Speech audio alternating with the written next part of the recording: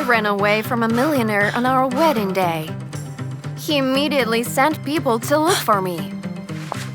So I hid in a poor neighborhood, cut off my hair, and put on some rags I found in the trash. I looked like a real beggar and aroused pity. Oh, you must be cold. Let me buy you a cup of coffee.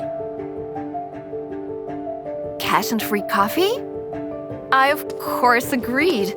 Plus, staying outside was dangerous. Simon acted decisively and promised a reward to whoever found me. $20 million for a runaway bride? Huh, I could use that money.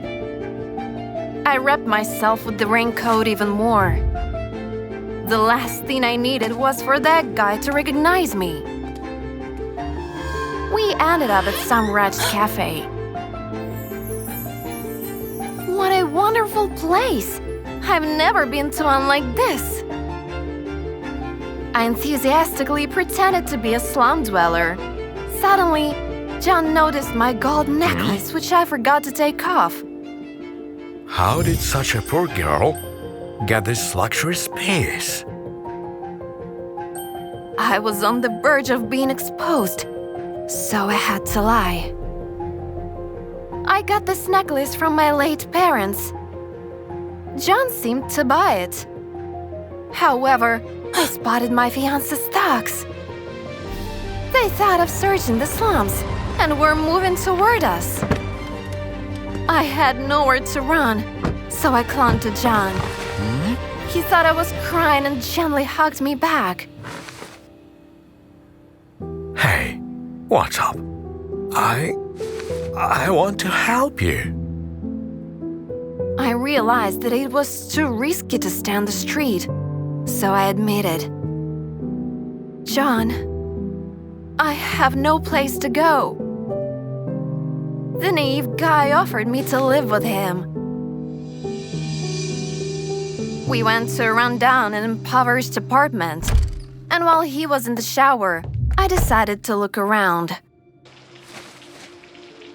All of a sudden, under a pile of garbage, I found a lot of money, as well as a photo of the restaurant that belonged to my fiancé. I was dumbfounded. Did John work for Simon? I couldn't stay there any longer. I took a few $100 and ran away. First, I spent the night at a hotel, then take my necklace to a pawn shop and buy tickets to move to another city. I found a cheap hotel, but they were already waiting for me near the entrance.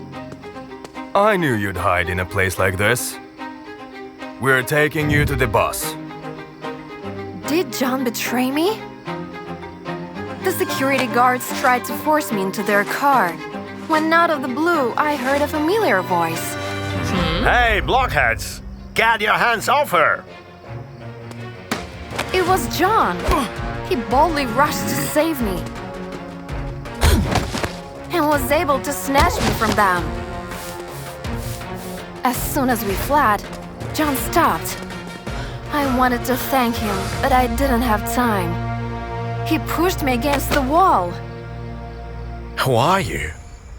Got me to trust you and disappeared with my money. I looked into his kind and bright eyes and decided to tell him the truth.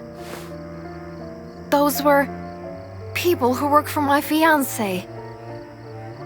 My father owed him $1 million, and he demanded the debt to be paid with me.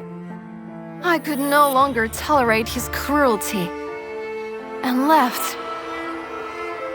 Yet John didn't hear me because he passed out from the pain. As it turned out, Simon's hulks managed to injure him.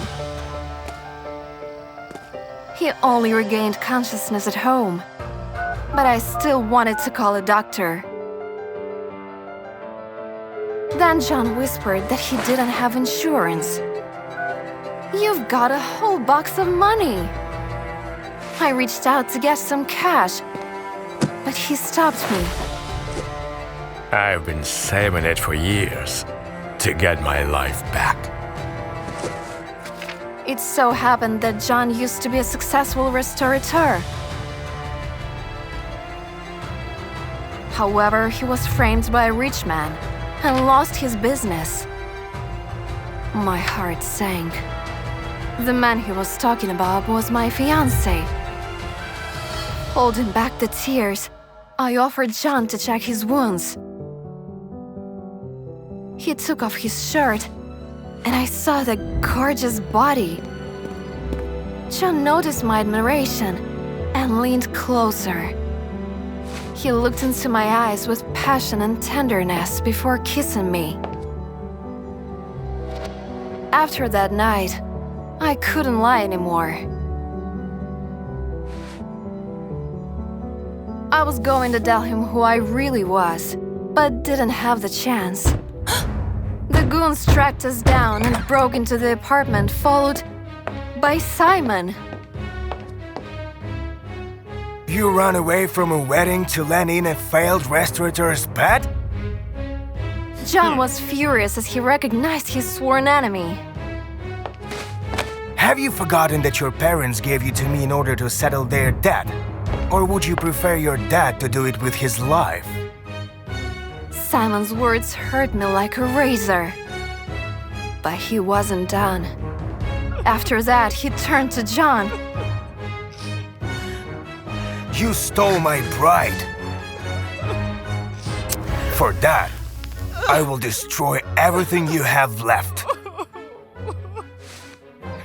Simon ordered his goons to drag me into the car and burned down John's house. I was horrified and wanted to protect him at all costs.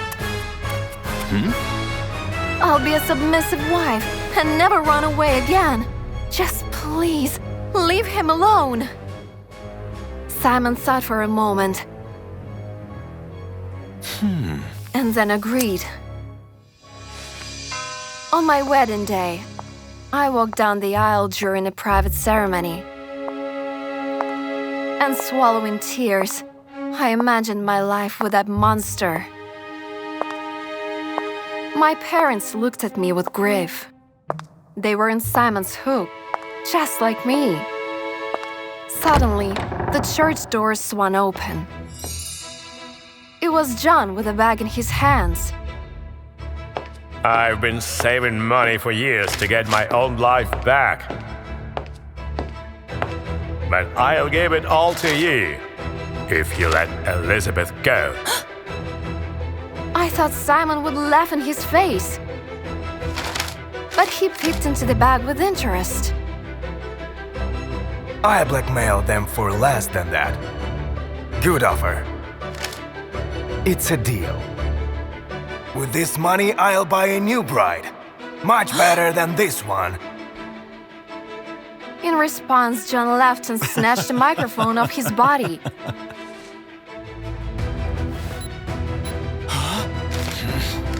The police rushed into the church and arrested Simon. He was sent to jail for blackmail and forced marriage. It's good that you're already in a dress, because I want you to be my wife. John got down on one knee and proposed to me. I, of course, said yes. After all, I found a man who was ready to risk everything for me. And while next to him, I wasn't afraid of what the future could bring. Being deeply loved by someone gives you strength, while loving someone deeply gives you courage.